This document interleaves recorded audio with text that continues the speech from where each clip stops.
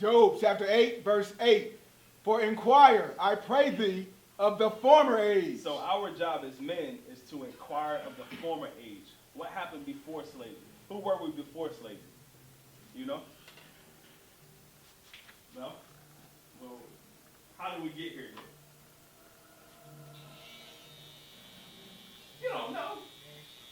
Go ahead, say it. From a woman? I mean, from a woman, yes, but our people, we came from Africa, right? So how do we get from Africa to here? What mode of transportation? Train? He said train. Hey, who is this? Airplane? Nah, I quit playing games, man. Nah, man, ships, cargo slave shit, man.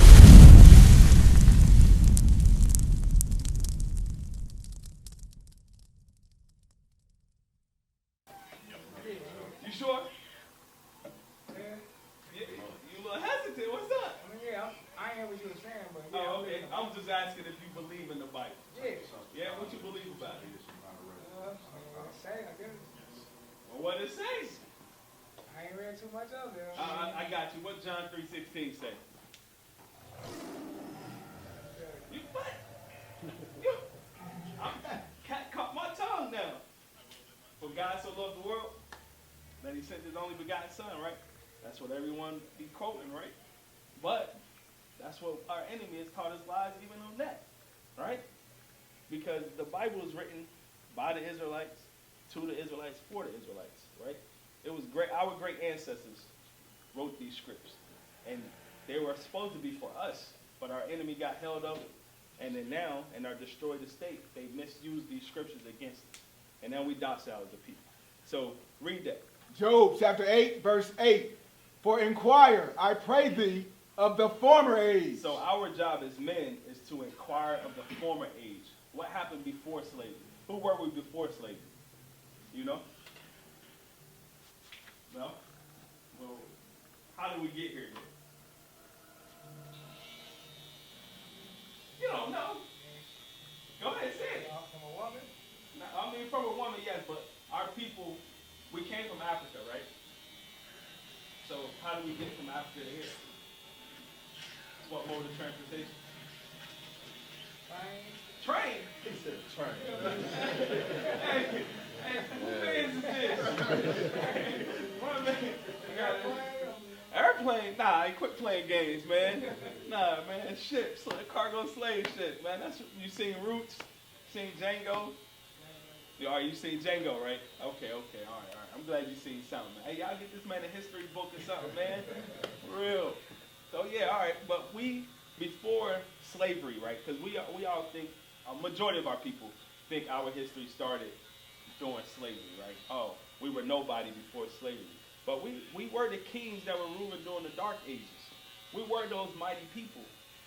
But because we trusted our enemy over time, we became a decayed estate. Because we hated one another and mistreated one another people, over time, we fell from our rulership. All right? So we got to inquire of the former age. Do a diligent search, right? So the former ages, give me Deuteronomy 28. Deuteronomy chapter 28, verse 37. And thou shalt become an astonishment, a proverb, and a byword among all nations whither the Lord shall lead thee. So we were scattered throughout the four corners of the earth. That's why everywhere you go, you can, even in the Hispanic community, you'll see the Afro-Mexicans, the Afro-Puerto Ricans. My best friend is Puerto Rican, but looks straight African-American, right? We everywhere throughout the earth. That's where you can see the Olmec heads, the Native Americans, the Negro. My brother is a Native American, but hey, he don't look it. But at the same time, we became an astonishment, a proverb, and a byword. A proverb is a wise saying. If you want to hide anything from a Negro, do what with it, young man? Do you know? Okay. What do you do with it? If you want to hide anything from a Negro, where do you put it? I'm asking my barbers. In a book. That's a proverb. In this book, they can say that and hold true to it because the Bible has been around from the beginning. But yet, our people don't pick it up and read it to even see it. They'll read it based off what the pastor told them or what grandma said. But if you want to hide anything from a Negro, put it in a book. They'll never know that they're the greatest people. They'll never know the blessings that's in store for them if they come back to their God. All right? A proverb, a byword would be African American, nigger, porch monkey, coon, wetback. Those are all bywords. Puerto Rican, Dominican Republic. Bywords. As what's President Hillary Clinton called the young generation super predators. That's a byword. Are you a super predator? You don't even know what it is. You a super predator? I don't know what it is. Oh man. Super predators. Meaning raging, undisciplined killers. Like the movie Predator. A predator was a hunter. We just killed with no remorse, no guilt. That's what we were referred to. That's a byword, right? But that's called outside your God-given name. Anything that's called outside your God-given name. Okay? Give me verse 49. Verse 49. The Lord shall bring a nation against thee from far. So there was a nation that was brought against us from far. From Spain.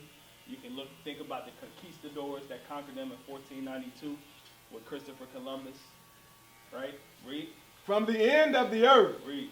As swift as the eagle flieth. So the symbol of these nations, or even the ultimate nation of people that conquered us, it would be an eagle. What's America's national bird? You know? No, it's an eagle. It's on the back of your dollar. It's on the back of your money.